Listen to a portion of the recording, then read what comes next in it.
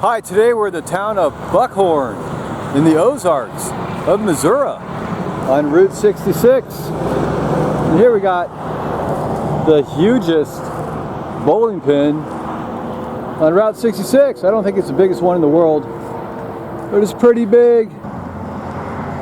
It's part of the Buckhorn lanes out here, all closed up. This Buckhorn Lanes place out here in Buckhorn, built by Ted Williams in 1976. The main attraction, of course, is this guy, our giant bowling pin. One time it was blown over in a storm. There used to be another shop out here. It was an adult store.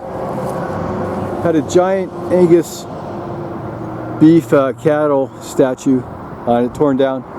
Anyway, there's the little Ted Williams bowling alley out here in Buckhorn of the Ozarks on Route 66.